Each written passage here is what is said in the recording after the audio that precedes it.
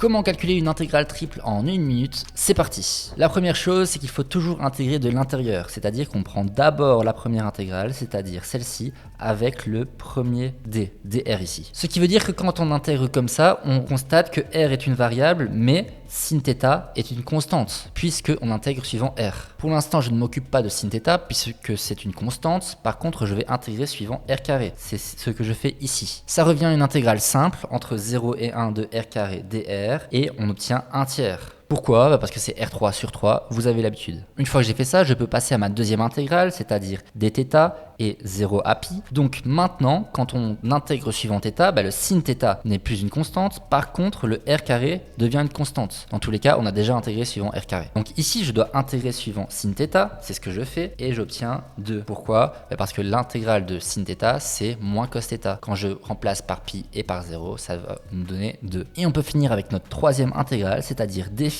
entre 0 et 2π, sauf qu'ici, il n'y a pas de phi. Donc c'est comme s'il n'y avait rien. Donc je calcule ceci, j'obtiens l'intégrale entre 0 et 2π de dφ. Bon ici vu qu'il n'y a rien, quand on intègre, c'est comme si on avait un 1, donc quand on intègre ça devient phi. Phi entre 2π et 0, ça devient 2π. Et finalement je dois multiplier toutes les intégrales que j'ai trouvées, c'est-à-dire 1 tiers fois 2 fois 2π, et j'obtiens la réponse qui est 4π sur 3. Vous savez donc calculer une intégrale triple maintenant.